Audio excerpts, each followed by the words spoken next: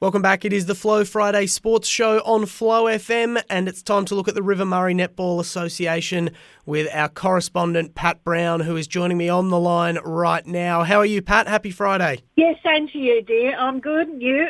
I'm going very well, thank you. Let's get into what was a decent slate of games last weekend. 3 blowouts and one nice close one. So let's start with the tight one between the Ramblers and Mannum. It was the Ramblers getting up by 4 goals, 55-51. Puts them third on the ladder, 4-1 for the season. They're going along very nicely. Yes, they are. And it was a special day for Ramblers because it was Nikki D. Michelle's 300th game. So that would have been a really upbeat thing for the girls to start playing in. And she was starting in her centre position, which she's made her own for many, many years. So it would have given them a high. However, Mannum started very, very well, converting the first 3 goals, which put Ramblers on a bit of a back foot. But, yeah, a couple of rebounds and Ramblers got back into it. However, Mannum led right up until 3-quarter time. And then Ramblers, in just one complete game of netball in a 15-minute, had turned a 4-goal deficit into a 4-goal win. So I don't know where Mannum went in the last quarter, but Ramblers certainly dominated that last quarter to take out the win. So I would have said it was a very intense, very fast, controlled, competitive game of netball, and it would have been a brilliant game to watch. No doubt that it would have. It was a nice tight scoreline and nice and high scoring in the end. And, well, all the winning teams were nice and high scoring this week. The Mallee Storm scored 50, and that was the lowest score of any winning team last weekend. They beat Tailem Bend by 21 goals, 50-29. Yeah, it was another fast-paced game. It took off very, very quick. But Storm started really, really great with great accuracy, whereas Tailem Bend started well, but had a few early misses, so that proved to be a little bit costly mentally to get the girls going. They tried to hit back, but the pressure used by the Storm was just so quick and so on every post. Every position was a defended position. At halftime, there was only 7 goals in it, and Tailem did have an injury to one of their defenders, so that would have impacted on the team a little bit, which slowed them down. But a little by little, the Eagles sort of tried to come back, but Storm are just too strong, too well balanced, and they ran away with the game. So, another good win for the Storm. Another good win for the Storm, indeed, as it was for the Southern Suns, who had no problem with Jervois. They beat them 64-30. Yeah, again, it's a game that took off very fast. It seems to be these games are taking off very fast and then running into trouble later on. The centre passes were very good by both teams. They were getting them into the goal thirds and converting them. But, again, a little bit of defensive pressure and there's a couple of turnovers, and that gives the Sun a 10-goal lead at quarter time. Neither team tried changes during the second quarter.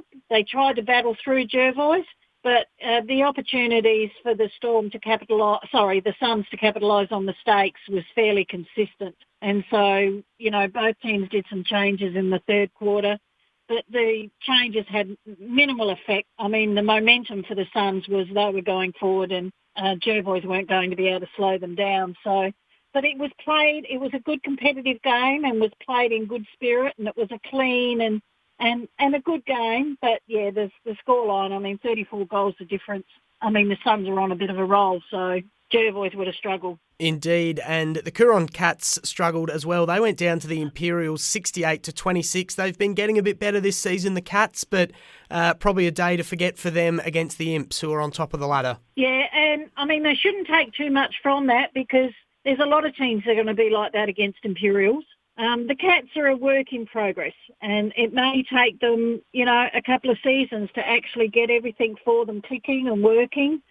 Each week they are working on specific things to get the teams in there. But, yeah, anybody who's going to come up against the Imps that's not quite clicking as a cohesive unit with everything working in their favour is going to struggle. They even played Olivia Bolt out of her normal position as centre into defence Imperials, which gave their wing defence Sarah Stevenson's a chance to run in at centre, and she's lovely and tall with lovely long arms and everything like that. So she would have made a big target for Imps up and down the court. So, yeah, look, not a surprising scoreline, But the Cats, they're a work in progress.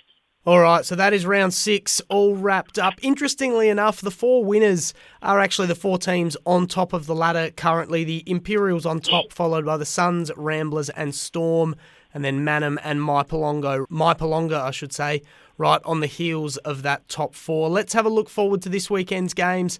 And interestingly enough, Saturday night, Tailem Bend hosting Jervois. This one's going to be under lights.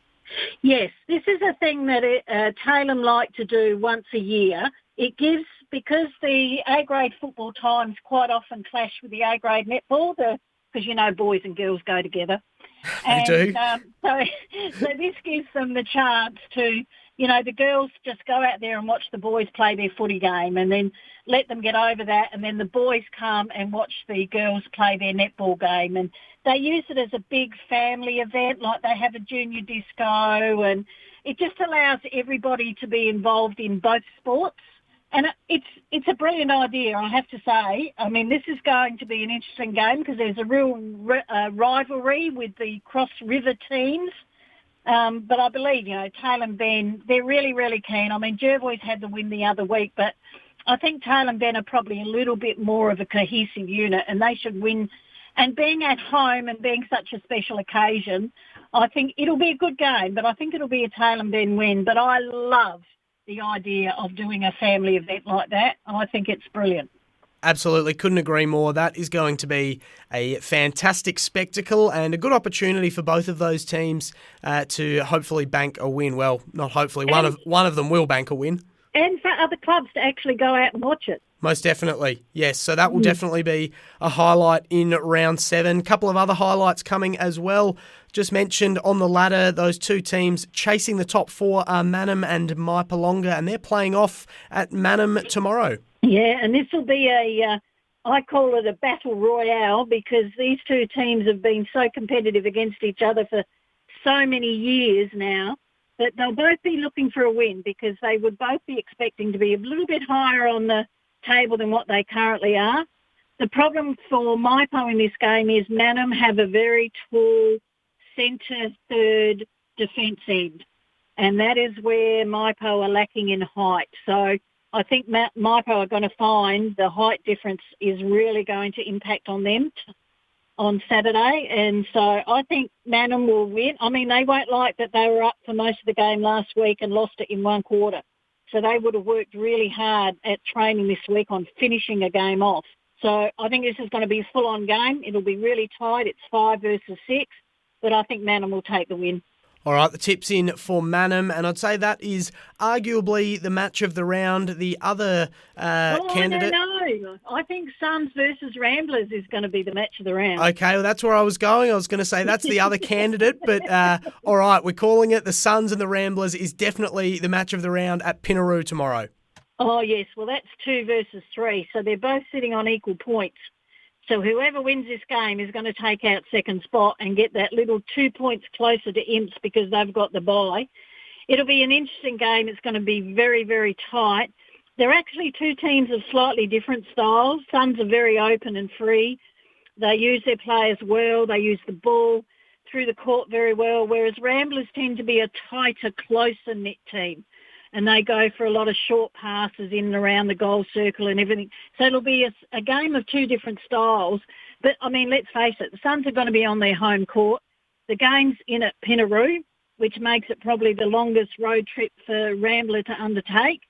So I'm going to tip the Suns, but I think it'll be a close, hard, physical game. All right, match of the round right there. No controversy about what the match of the round is. It is that one. And the last game for us to go to, the Coorong Cats are hosting the Mallee Storm at Meningie. Yeah, and the Storm are sitting very, very well. They're in 4th spot. They're too strong and too balanced aside across all playing zones. They're not going to let this game go.